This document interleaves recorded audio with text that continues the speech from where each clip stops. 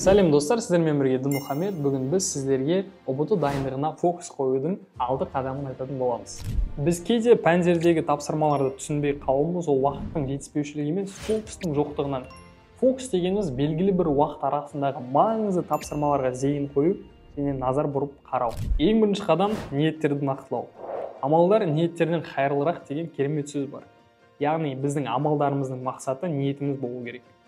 Әркімнің әртүрлі ниеті бар. Біреу 140 балл алсам дейді, біреуге 125 баллда жетеді, біреулер ата-анамның үмітін ақтасам дейді. Ал біреулерге бәрібір. Әркімнің ниеті әртүрлі, бірақ ниетті белгілі бір санға байламау қажет. Себебі 140 балл алғаны аламын, ата-анамның үмітін ақтасам болды деген сияқты ниет қана емес.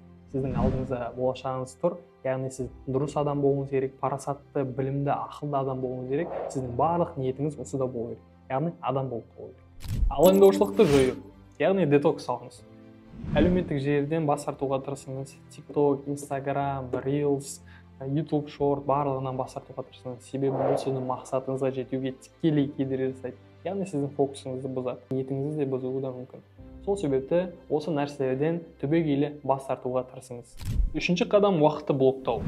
Яғни біз күнделікті таңғы ас ішу, түскі ас ішу, кешкі ас ішу деген сияқты күнделікті орындайтын арнайы жасалатын, міндетті түрде жасалатын бір істеріміз бар, сол сияқты өміріңізге де бір арнайы жаңадан істер енгізіңіз.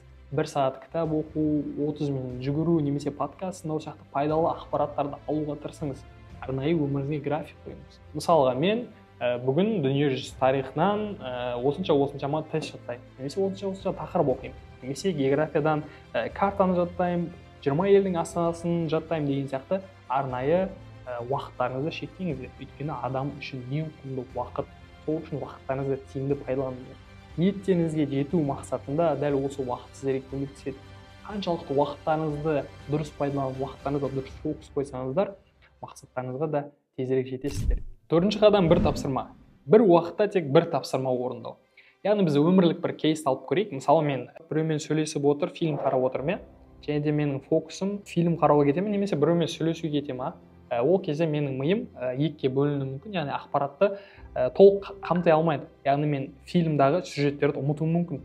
Немесе мен фильмге қатты кірісіп, мына жақтағы адамның сөйлесіп жатқан адамдағы ой пікірлерін дұрыс тыңдамау мүмкін деген сияқты. Сол кезде адамның миы екіге бөлінеді. Дәл сол сияқты біз ұбт-ға дайындалған кезде белгілі бір формулаларды жаттап отырып, мысалы математиканы алайық. Математикада белгілі формулаларды жаттап, екінші формулаға секіріп кетуге фокус қоймау қажет. Бір формуланы жетігіне дейін шығарып зерттеп алып, екінші формулаға көшу керек. Яғни бір уақытта барлығын жасамау керек. Тарихта да солай. Мысалы мен қазақ хандығын оқып отырмын, қазақ хандығындағы қазақ хандарын жаттап отырмын дейік. Немесе мына жақта Алаш тақырыбы келіп қалды, Алаш партиясындағы Алаш өкілдерін жаттап отырмын деген сияқты. Дәл осы кезде мен біреуін таңдауым керек. Яғни тек мен қазақ хандарын жаттауым керек. Бірінші қазақ хандарын жаттап алайын, одан кейін барып Алашты жаттаймын деген сияқты. Сол кезде менің фокусым екі жаққа бөлінбейді, сол кезде нәтижесі де жоғары болады. Және де бұл біздің бір тапсырманы бірте-бірте орындап, келесіден өтуімізге көмектеседі.